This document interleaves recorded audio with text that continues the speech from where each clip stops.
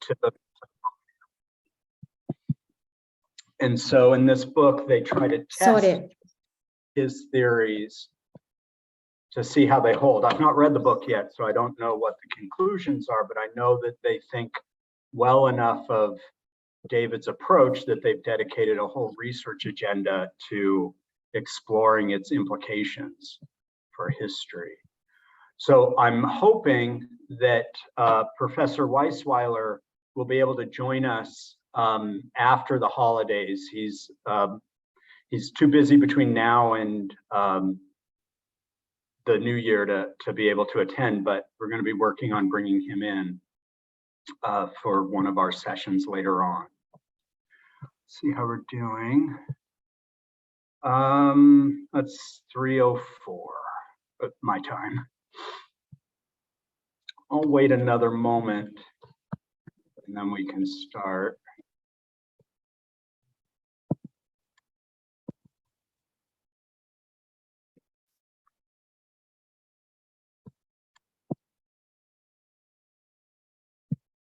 I'll just say I'm quite excited to talk about chapter 5 because I thought it was the kind of. While we're waiting.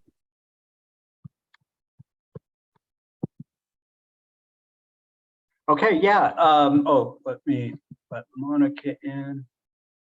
Yeah, Michael, what were you gonna say? Oh, just as I was very excited to talk about chapter 5 and hear what other people say about it, because I thought it was one of the most concise explanations of David Graeber's sort of system of thinking about this, that is all these different ways of thinking about value, and also that he kind of separated them out first, and then at the end he kind of brings them back together. So I thought I'd be interested to hear what other people have to say about that.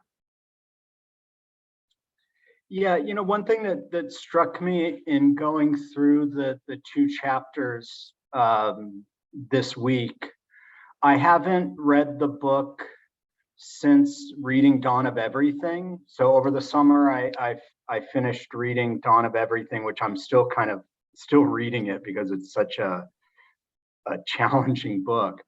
But seeing just how much Dawn of Everything, just how much debt presages the arguments that he develops at great length in Dawn of Everything. It's so clear that there was really a single research agenda that he was pursuing his whole life. It took a variety of forms, but really what all of his work has been attempted to do is to decolonize modernity from the colonial myths, the authoritarian, the Hobbesian, Rousseauian myths that have built up over time, that have gotten us to the point where we think that this imagined past, that's a mythic past, is the inevitable result of all that preceded us, when at every turn there are always refusals that can be made.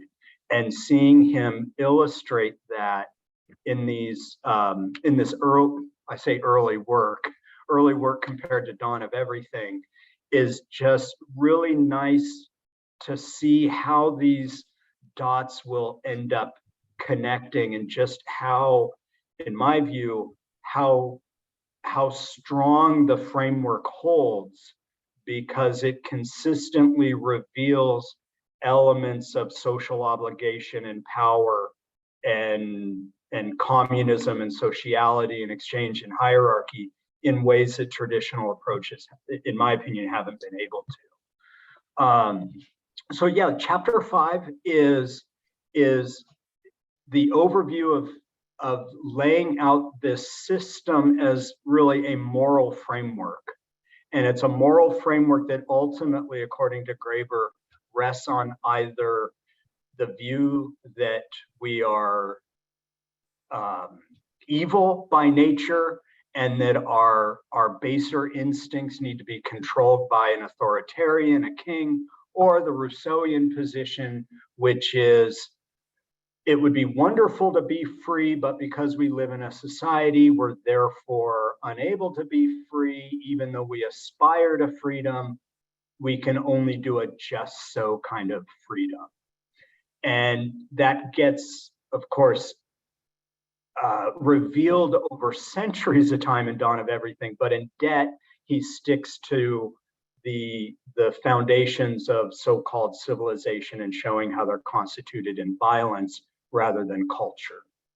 So he opens by laying out the moral framework of this system, and then in the next chapter, trying to find universals in the human experience that apply as well to globalization, to hypercapitalism, catastrophe capitalism, crisis capitalism today, as it would to Mesopotamia, or even societies that have not been part of this seemingly universal trajectory toward greater statehood, that regardless of where you start, you see that the human experience comes down to games of sex and death. And so you've got a moral framework, and then the way that humans try to resolve our existence by playing ultimately what are games of sex and death. So I'm going to open it up there. I'd love to hear from folks and what their takeaways on these two chapters are. But feel free to either jump in or raise your hand, and we can start. I can start. This is I think it was like Michael was mentioning about this chapter 5. Chapter 5 starts with some extraordinary insights, and specifically this one about the idea of the baseline communism. And it is so compelling because we don't really need to look at the ancient societies or become an anthropologist. We can see it everywhere, in our homes, in our workplaces, everywhere we see that. So to bring this forward is just, it is an extraordinary thing to do. Actually, whenever I was reading this book in past, I read it once, but I was reading it second time. It's pretty dense, but I had one question that Steven was mentioning about the joining the dots, which I could not, I must say. This is like one of my biggest thoughts, like for last 6 months, that I'm not sure whether it's too early to raise this question, I must say, but this can be a question I can raise, but I don't need to have an answer at this moment. Is that David's first book that I read was Bullshit Jobs. Everything was fine, but one part I was a bit worried is that when David was mentioning about universal support for everyone, you know it, yeah? It's like everybody, so whether you work or not, whether you rich or poor, you all will get support. So that was David's idea. And if you look at the home baseline communism, okay, now baseline communism, so we are working together, we are sharing our outputs, whatever we say, but this is not like extended to a state level. Okay, it's kind of like extended to a community level. We work together, and whoever we do the work together, and we share the outcome together. And it's extending it to the state level, at the national level, even at a global level. This is where I'm seeing that the dot is not getting connected. Baseline communism is perfectly fine. We see it everywhere, but we see it at a communal level. We don't see making it like an obligation at the national level or at the global level.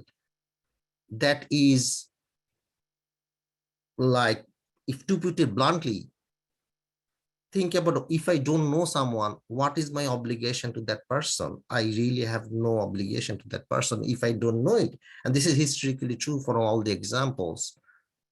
So this is, I don't see a dot getting connected, I must say. Okay, so that's my point here, but we don't have to address this one today, but I just raise it in front of this like group, you know.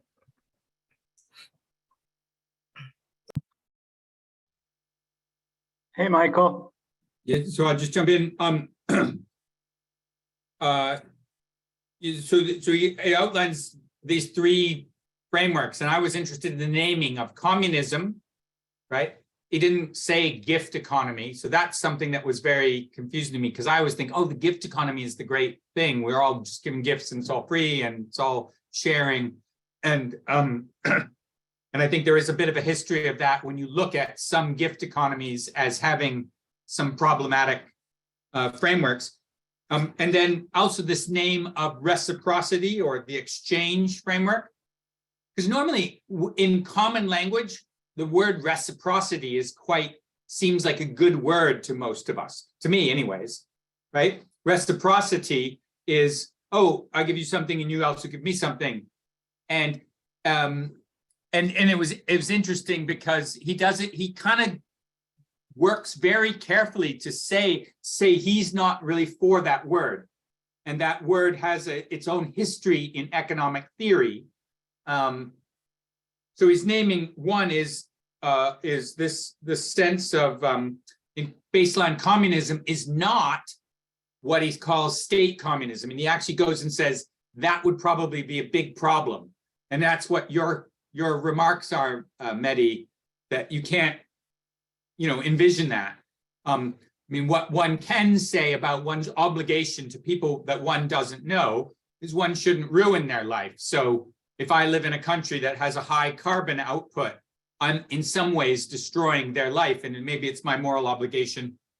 I might not say have to go to that person and help them get dinner tonight, but I could make it so that my life doesn't take away whatever the global commons is already.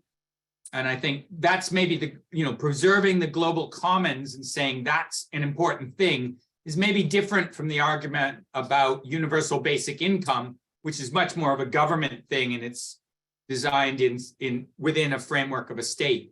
And in some senses, every government says, well, we give you some human rights, or we give you the right to, to work, or the right to work with other people. So, and those are the types of things that you can kind of argue for within an economic framework, but the more universal ones.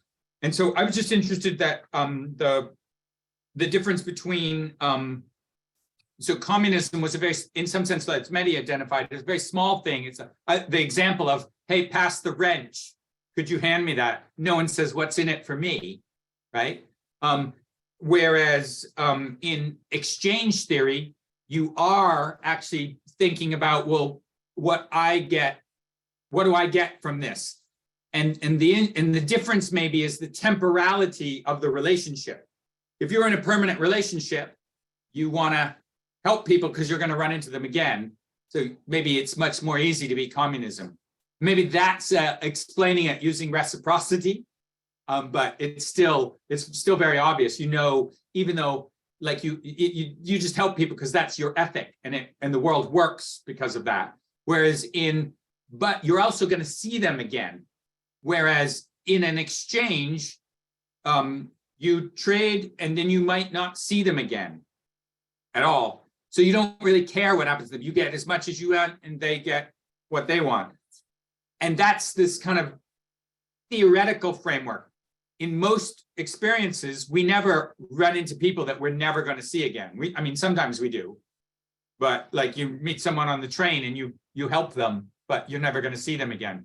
But in a trade, even trades, we do see some people. So you do, even with an exchange, you get a bit of temporality. This is a community. In your academic work, you might, or your workplace or someplace like that, or your communal group, or you play where you live, you might trade something with someone else, but you still want to make a good trade because you're going to see them again.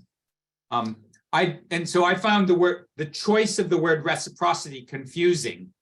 And I wonder if anyone could talk about whether it shows up in economic theory, or at least it definitely shows up in economic anthropological theory. And David has kind of made a very strong point that he's distinguishing that from this kind of exchange where there's no real definite thing that you get back. And the temporality is there. Whereas hierarchy it was quite clear for me to understand. Oh, I get it. These people think they're better, and they get this because, because they do. So the naming of those three groups was interesting to me.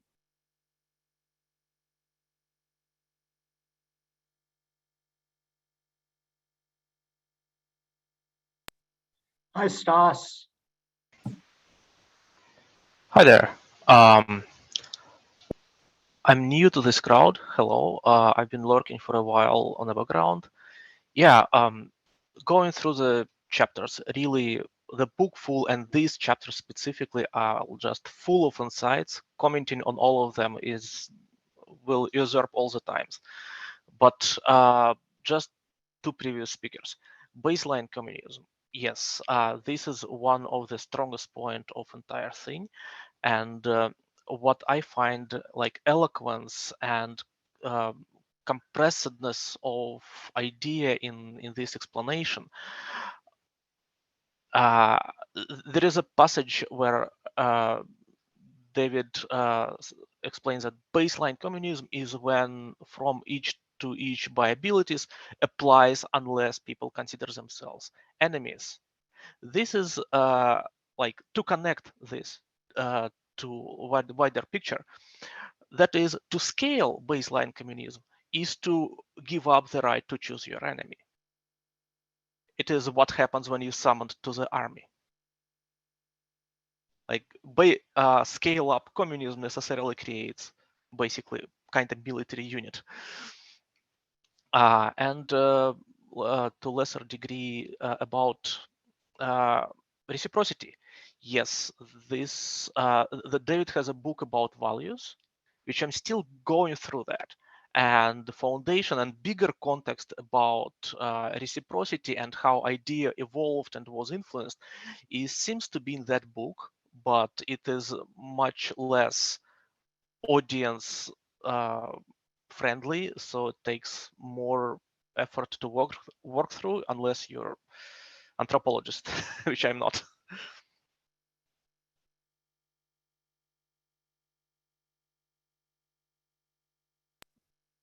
I really like the way you phrase that about the state taking away the right for its subjects to choose their enemies, because it gets at what Graeber says is the central dialectic, really, the central tension in culture, and that is, what is one able to refuse? And if you're an authority, it's easier to refuse, because if you have access to that zone of unconditionality, meaning you have privileged access to the means of survival, then you can refuse anything and everything. And that is the source of power, social power, is that capacity to remain in one's community, whereas hierarchy begins once there is a means of exchange that operates, that has a mechanism that rips people from their community and prevents them from ever returning. It's a really nice way of putting that. Thank you. Mehdi.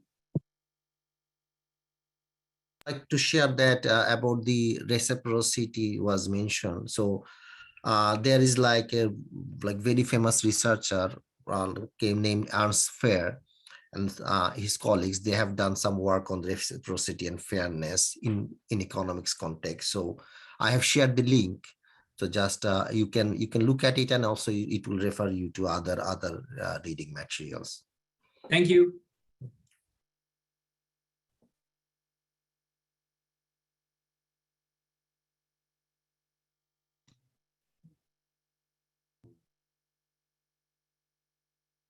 if I may jump in here. When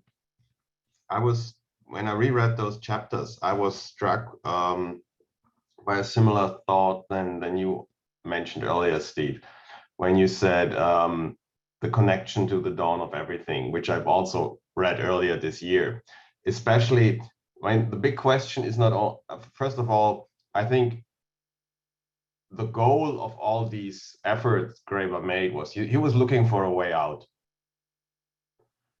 And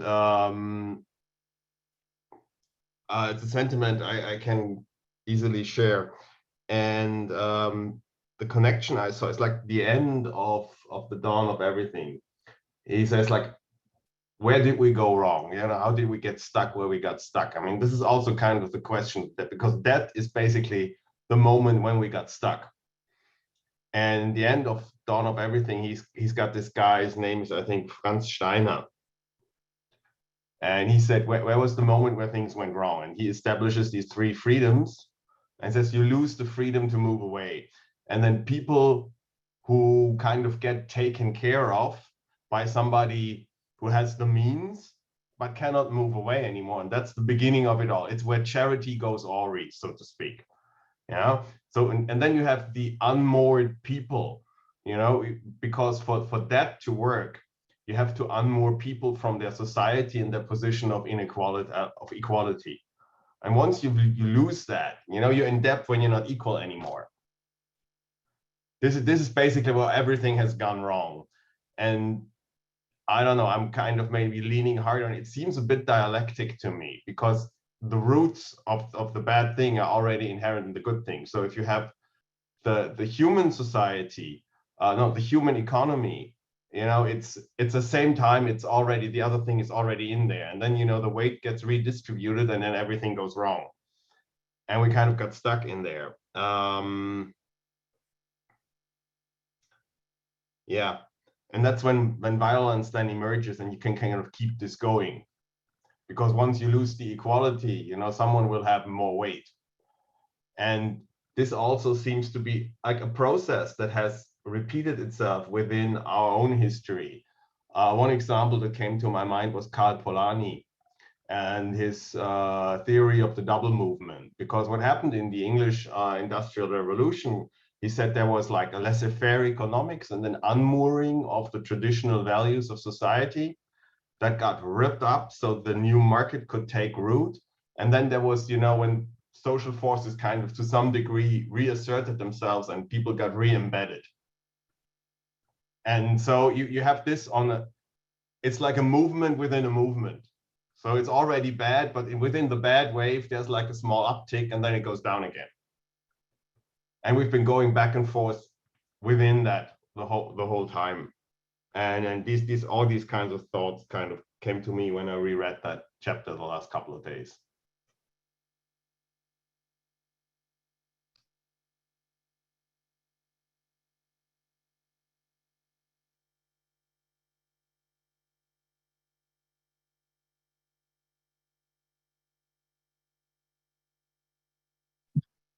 There's a section, I think it's at the end of chapter 6, where he talks about the intimacy of violence, and that when violence is constituted at its most intimate site in the household by a patriarch over a daughter or a wife,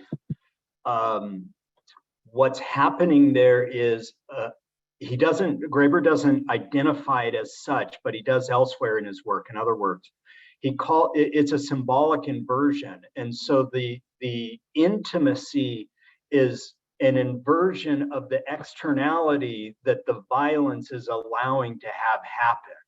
And so the intimacy is constituted by the externality of the violence. Well, the violence is the intimacy that then gets pushed or externalized and then eventually disappears. And so, for instance, all of the violence that goes into making the shirt that I'm wearing is no longer apparent in the shirt, but it's fairly certain that an 11-year-old Nicaraguan was chained to a sewing machine or something along those lines, certainly was deprived of alternatives that allowed for their healthy living. And so, of course, they were forced to submit to market forces.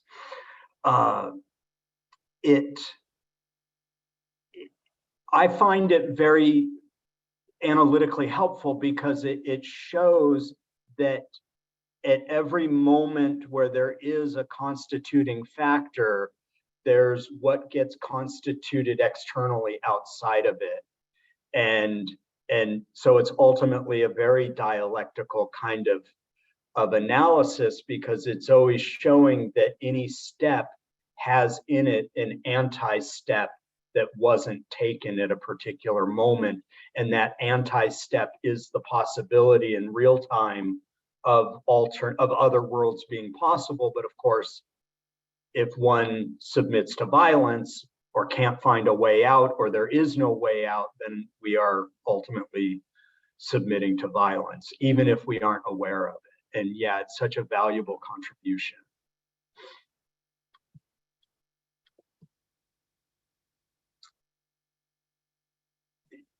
I see in the chat, Tom has alluded to Silvia Federici's Caliban and the Witch.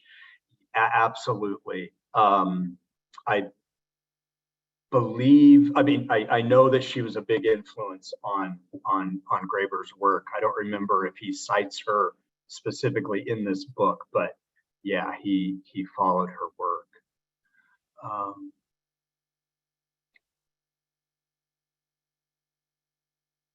And I see a question from Catherine. I'm happy to kind of toss out a thought on this, but would love to hear from others. So David's use of the term communism, one of the early Museum of Care reading groups, we read his piece called Communism that's in Keith Hart's Human Economy book. And we had a lengthy discussion about that term. And of course, David wasn't there to comment, but we really asked how deliberate was his use of that term. And I think it was very deliberate to try to reappropriate that term in a very politicized way to recover it from all of the violence that is that word when you capitalize the C and turn it into state communism. I think there are other words that he could use, like baseline sociality, but I think that he's using that term deliberately to try to put that word back in people's mouths. I don't know if Nika has more like insights to share, because she of course knew him. Nika, do you have any specifics on that? No, I think you're right. So it's also about Paris Commune, yeah, and communal, and he wrote a text about Paris Commune. So communism was much older than Soviet state, that actually never even claimed to be a communism. None of the socialistic states were claiming it. It's during Cold War, they were called communist. But originally, specifically in Russia, they were called Bolsheviks, and they were saying like communism is somewhere after we finish, but they never come there. So yeah, I think it was a very smart move on the David part.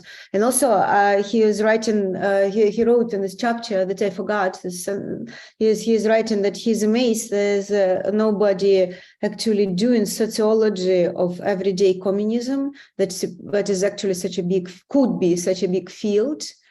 And I was thinking if we should in the Graeber Institute maybe establish some way to provide people with some resources to actually establish this field of sociology of everyday communism. Because you can read these chapters, like the previous one also, and the fifth one, as more or less an outline of this future field and if you have people from different countries, from different disciplines, then it could really change a lot, like collect all these examples and so on. Yeah, if anybody has an ideas how to work on that, I will appreciate it.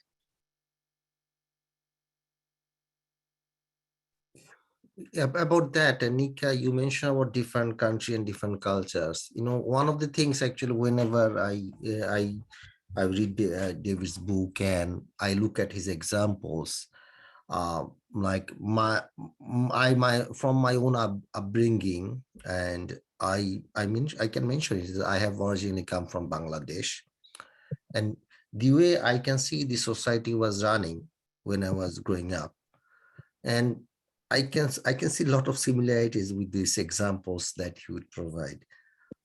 And I don't need to go to Africa or look at the anthropological textbooks to really see the relevance of those examples. So because I have seen them in my life. Okay, and so maybe so we may not see it anymore there, but when I was growing up, I have seen it a lot. Okay, so it's very, very easily I can actually connect with my personal experience. Interesting. Maybe it will be a good idea to make something like not an academic framework, but more in like people's, I don't know, real kind of people's anthropology, collect the showcases from different cultures and different backgrounds. Something maybe more like in this anthropology for teens, where it's provide more free environment to work with the content. Yeah, one of the things I especially like about the use of the term communism, the way that he understands it, is unlike the Soviet Union or the communist, the official, the state communism projects that claim there are stages one goes through from primitive to capitalist, well, primitive to feudal to capitalist to socialist to communist. What Graeber says is no, we're not working toward communism. We started out communist, little c communist, and things have gotten in the way since then.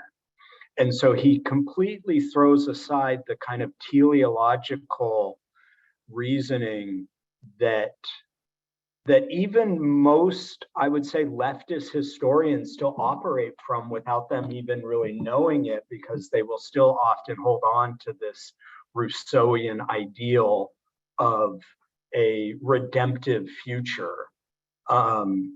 And those redemptive futures, those imaginations of redemptive futures, are part of what get people to assert that they are the vanguard, and they will then allow the ends to justify the means. And as David said multiple times in the text, that's the whole problem with capitalism and authoritarianism, that the means can never, the ends can never justify the means, that really we have nothing but the means themselves, and that's all there is. Yeah, it completely reconstitutes the very idea of history, because history, most leftist history, even anarchist history, so-called anarchist history, has been framed around heroic resistance to the exploits of market capitalism.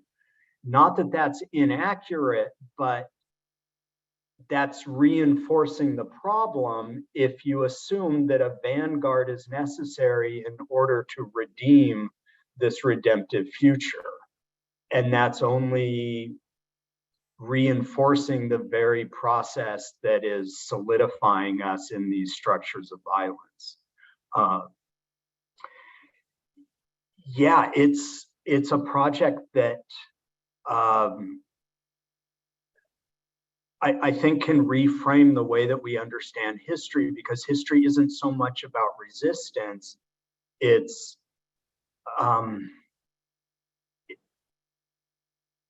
it's the authorities are exerting violence against us, and we might not even be aware of what resistance can look like, because the best resistance, of course, if someone's pointing a gun at you, yeah, you can try to take away the gun, but even better is to just leave. Or one way is to leave, is to extricate oneself from the presence of guns. Yeah, and it's also interesting that it will be totally dismantling the whole Marxist, kind of approach to history that is still, most leftists agree with. Right. Yeah. John, and then Christian.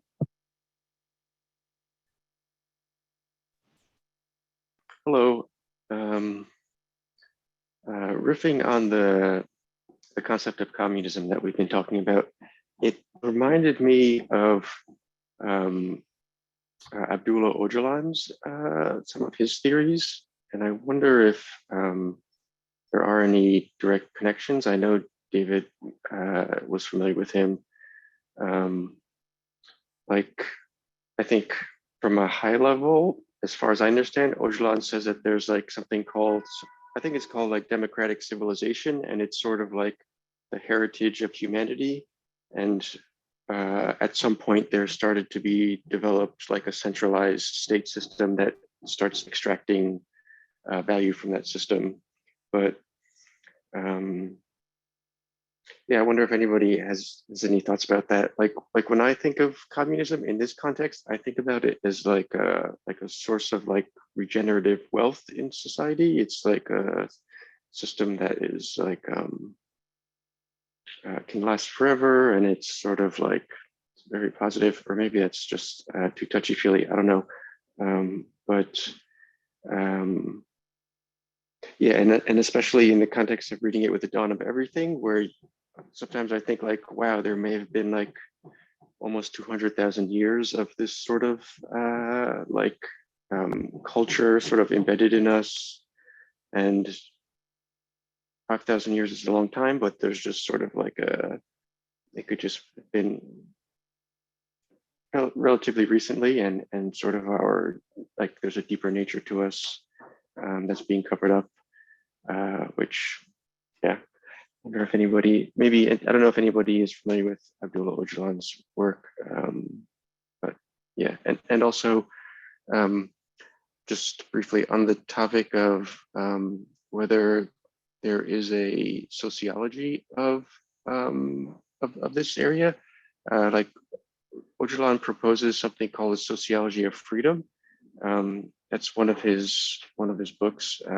I just started reading it. I don't know what, I've only read like excerpts from a high level, but I'm excited to dig into that too.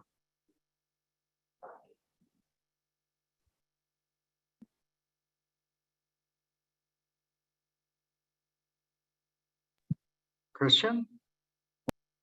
I'm not sure if I should jump in here if somebody wants to answer John, because my thing would be something a little different. So if somebody else feels like jumping in here, I'll raise up again. Maybe I can quickly reply to about Öcalan. Actually, yeah, maybe we should do another reading group. I can invite somebody to make a reading group about Öcalan, or to give maybe a couple of lectures, more or less, with comments. Yeah, David wrote an introduction to the Öcalan book, and he was familiar with Murray Bookchin, and Debbie Bookchin, his Murray's daughter, was personal friend, and Havin Gulsinar, who is Öcalan translator into English, also was a personal friend. So yes, this is definitely very similar sort of ideas, and whatever is going on in Rojava, hopefully will continue going on, was of course very dear to David, and he tried to protect it as much as he can. He was considering to go as a human shield to Rojava when it was this, I think, 2019, when Erdogan wanted to bomb it. So It's all very correct remark. We should, as a research project, we should take our path there too.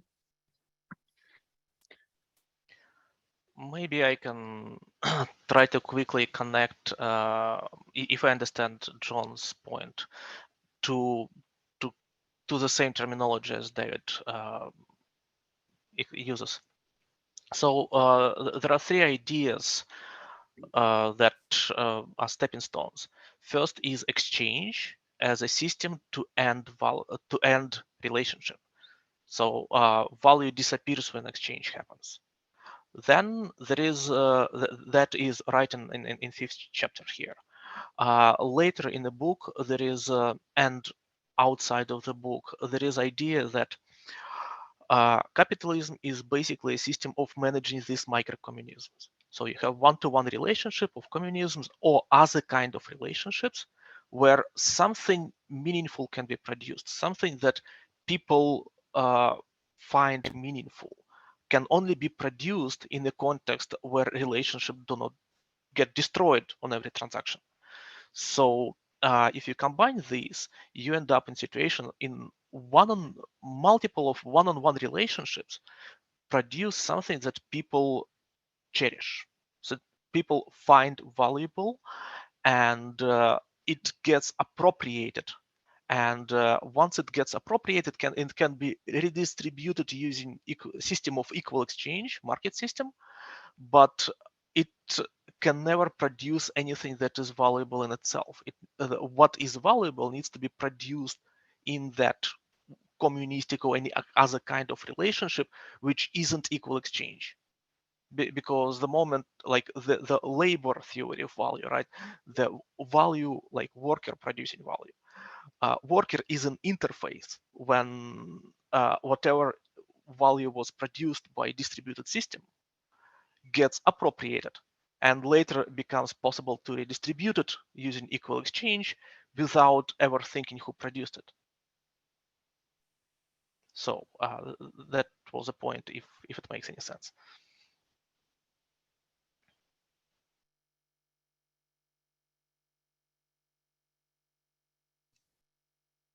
Can I do? Okay.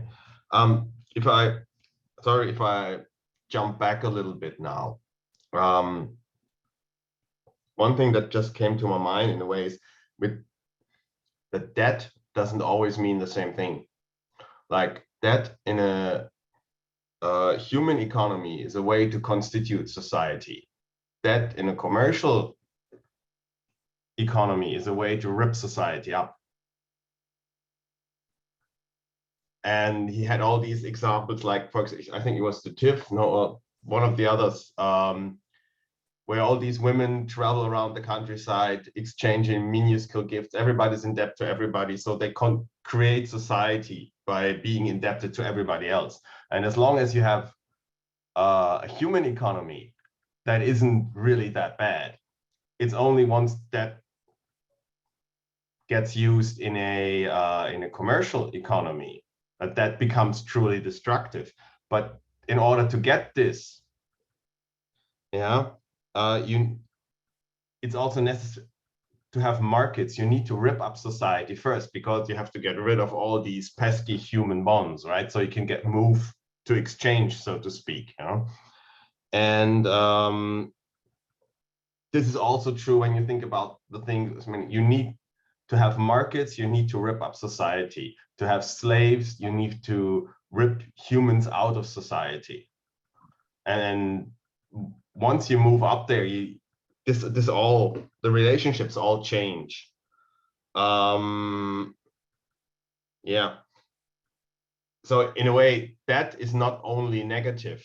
If I, depending on the society, it is how the society is constituted.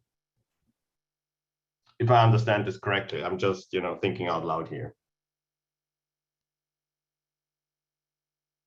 Yeah, I think that's a great point. And it points to how the use of the terminology, because they obviously say that this idea of baseline communism or everyday communism, where you just give somebody something, or people say, oh, what comes around goes around. Obviously, if you do this all the time and you run out of stuff and you never get anything back, then that'll drain you and you won't want to do that again.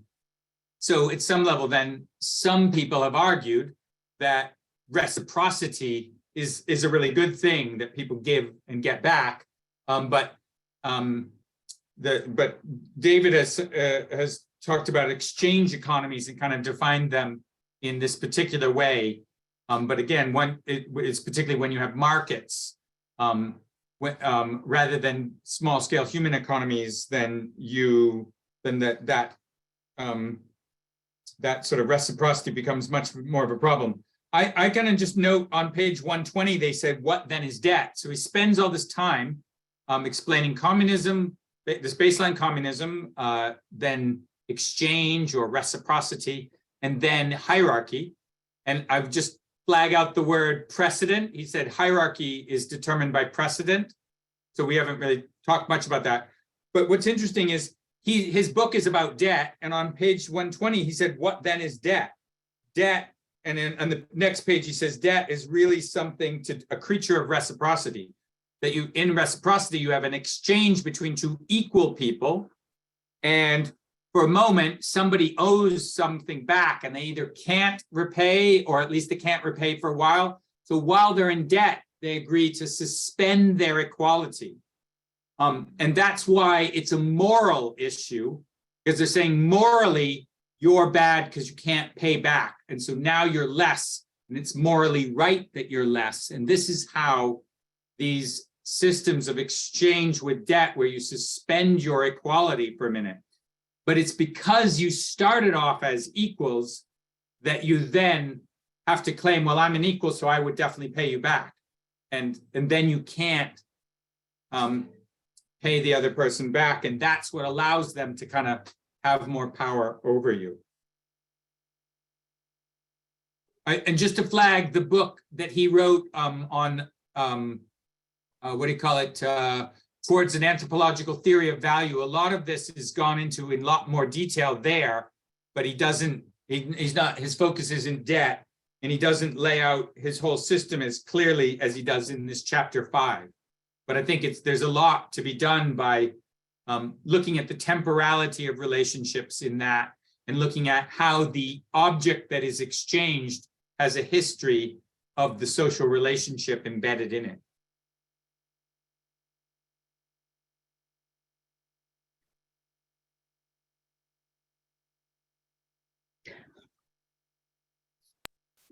Nika? Yeah. Yeah, so yes, I think Christian is right that the debt could be good things and the bad things, and everything is depend on the social architecture.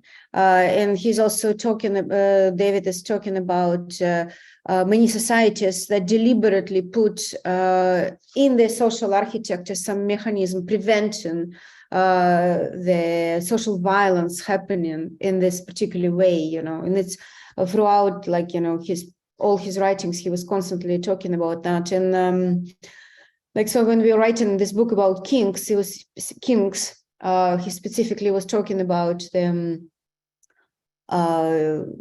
Native Americans, Californian, and also in Madagascar, all these carnivals as a place where the social order would be rearranged. In a way, it will be just like a jubilee.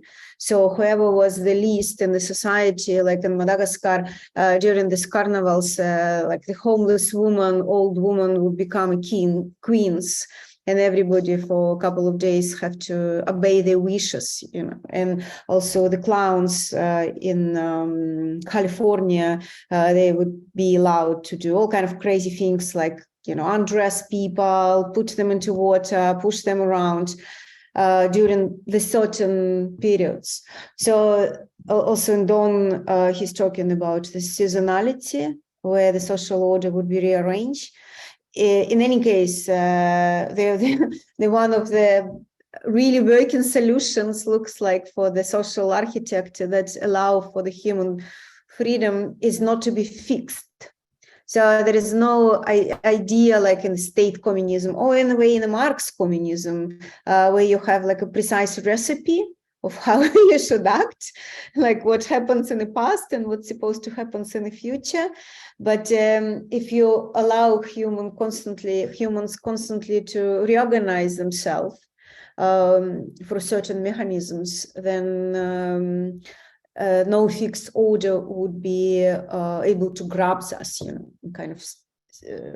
Then we will be as now, stick to the certain disastrous arrangements, because we are told that anything else is even worse, and it's always need to show the worst situation coming, otherwise nobody would agree to live how we are now. Just lots of remarks in the chat, some by people who haven't spoken yet, so maybe they want to speak or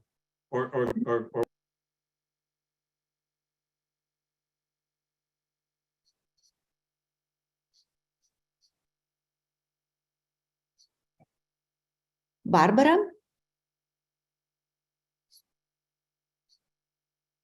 No, hello. I don't really want to speak. Sorry, I just was wondering. Hi, Barbara. Hi, Michael. Thank you for inviting me. I just think it's also a strong psychological. It's a trap.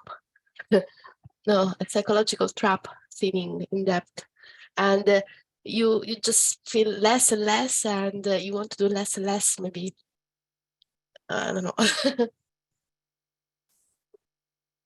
Yeah, I totally understand it. It's like it's become, yeah.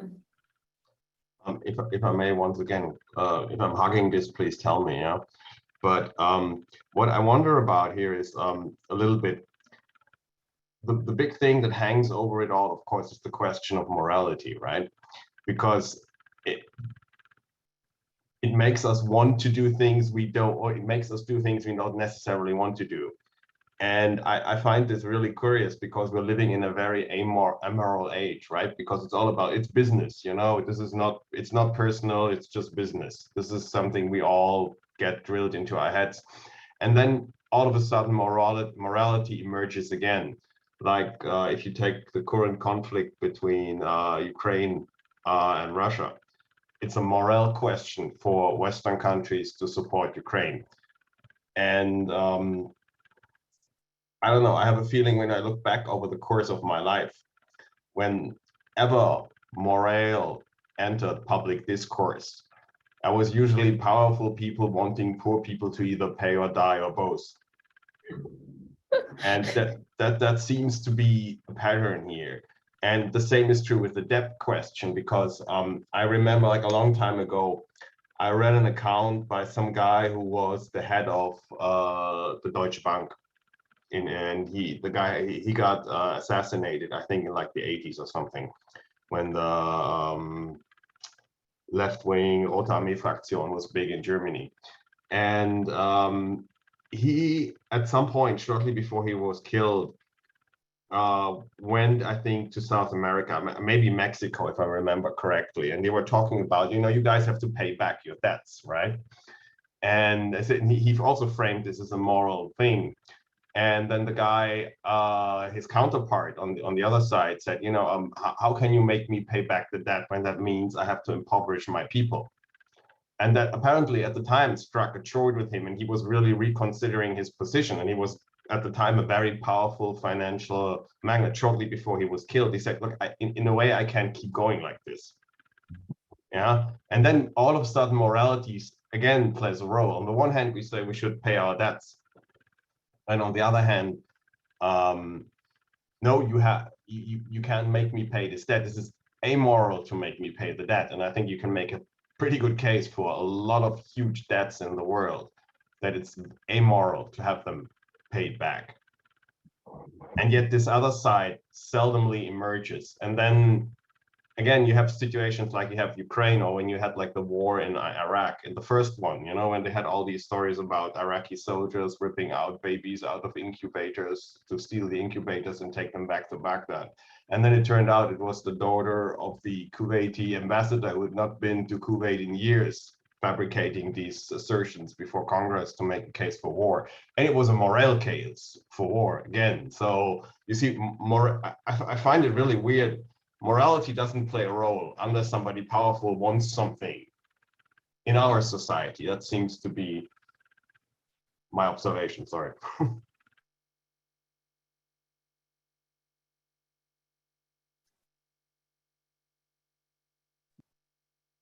I didn't see whose hand went up first. So if either Mehdi or Stas wants to. Okay, was it Mehdi? Yeah, perhaps I am. Yeah, actually, because this question of morality that has been raised by Christian, and it's very important because throughout David's writing, that question is, you can see that. Yeah, you can see that. And there is a, what is the way out? We have already mentioned about that. And maybe I'm going back to my original point here is about the dots, where is the dot connecting the dots? And about this, maybe a bit more a direct question to who, like maybe Steven, Nika, or like who personally knew actually David, is that what was like, I understand that David wanted to if it's like reconstruct or like throw many alternative views about our past and with many examples.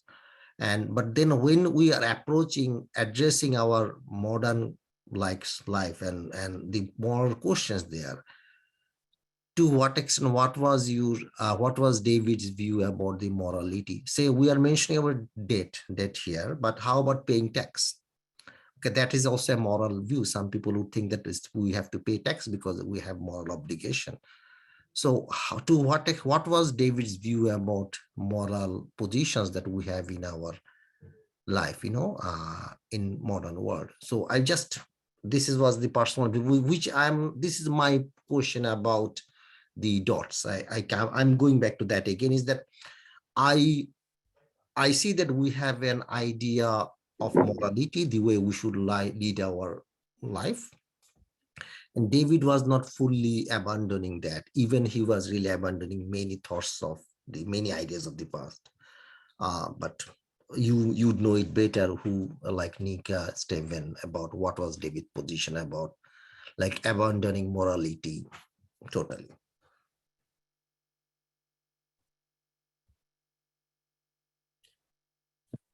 Simona? I think Stas is next. What? Oh, okay. I will yield. Yes, Stas. Hello. I will yield to Simona very quickly. Just a comment to morality. The book opens with a central premise that debt is somehow a vehicle to justify violence, that morally justify, that debtor is somehow deserving the violence they get, and creditor are owed their pound of flesh. We may be just like the chapter 5 ends with shifting of modalities, which I think even more interesting point. And chapter 6 is one particular shift, which opens up more about how actually debt is connected to violence and morality, why debt has moral power to justify violence. Simona.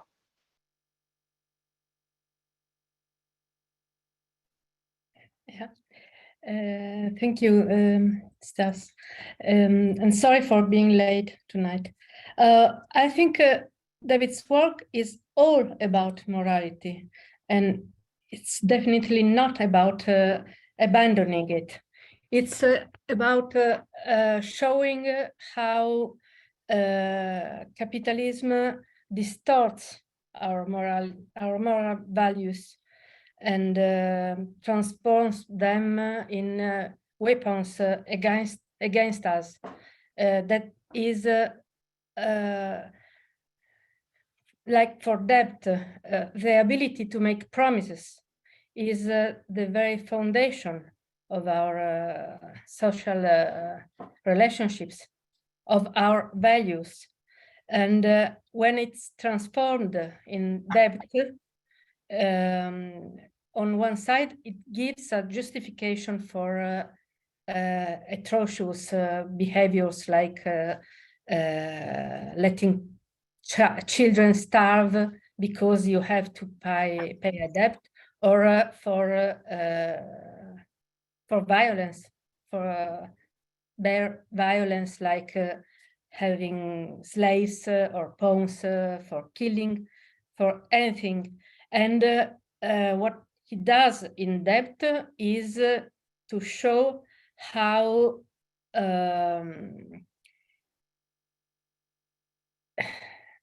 depth is social relationships as promises, exchanges, mutual aid, weaponized through violence. It's making through violence, making those fundamental values of our life into justification for terrible things. And he does the same thing with work, with labor, showing that our fundamental value, you have to contribute to society, and a very deep value in at least in agricultural civilization, is everybody has to work for the community, to give his contribute in kind, in work for everybody else. Who doesn't work doesn't eat, is the motto. In Italian it's very clear, chi non lavora non mangia, which is who doesn't work doesn't eat, is a fundamental value for agricultural communities. And it is distorted by capitalism, in who doesn't sell his or her time for money, doesn't earn a life, doesn't deserve to live. It's a distortion of a fundamental value. All David's work is about reassessing the true values that are behind those curtains that capitalism violently put on them. And the sense of this chapter is to show what kind of fundamental values are appropriated by capitalism through debt in the first instance. But there is a then I'll be quiet.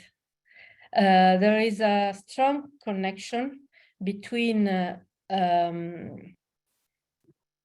violence, debt, slavery. In another work, David explains how capitalism isn't but a transformation of slavery. And the distortion and the appropriation of society's fundamental values. A slave is somebody who is not able to make promises, because it's somebody who hasn't the right, is extorted from his or her community, and hasn't anymore the right to make promises, to have connections, legami, ties, to be part of a human community.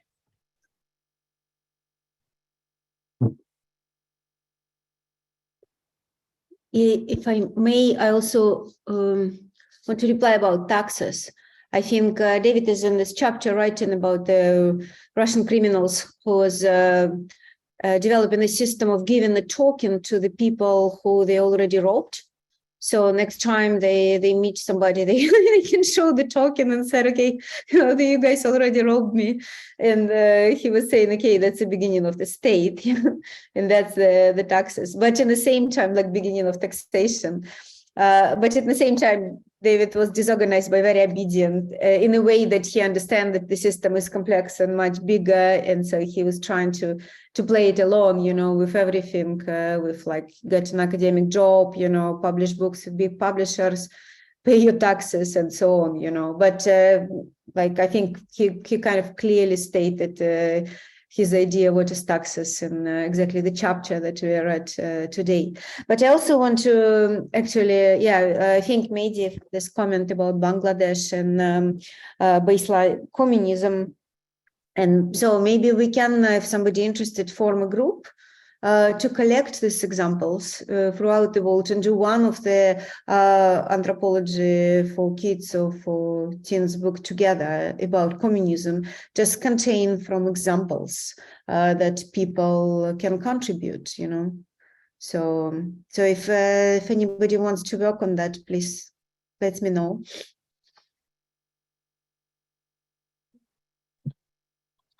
Sounds good. Yeah. I see that it's 9 minutes past the hour. So if there are no further comments, raise your hand if you do have something to say, of course. Otherwise, this has been a great session. And I see Stas's hand. Do you want to have the last word, Stas? Well, maybe not the last. The power of baseline communism in chapter 5 basically usurps all the time. We don't get to talk about shifting modalities. We haven't even started touching chapter 6. So maybe whenever next time happens, we need to revisit chapter 6.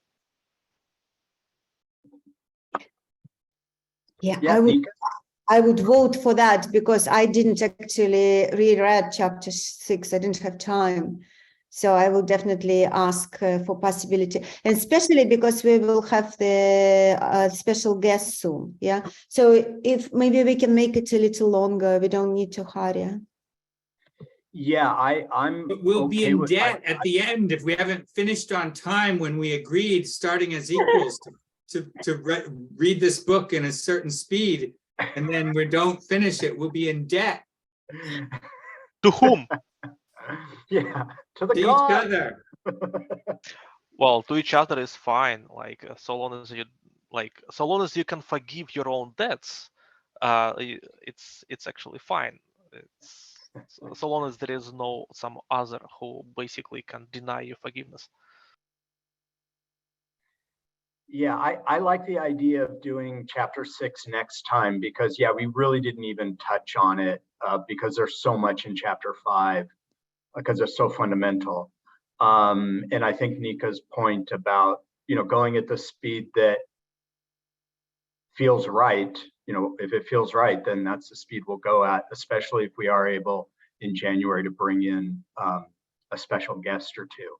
So why don't we do chapter 6 2 weeks from today? This has been great. And Tom, final word? No, not a word. I think that's a very good idea. I would like to come back to chapter 6 as well. Yeah. Okay, yeah. So I think we're in a pretty good consensus. So it's great seeing all of you, and we'll do this again in 2 weeks. Take care, everyone.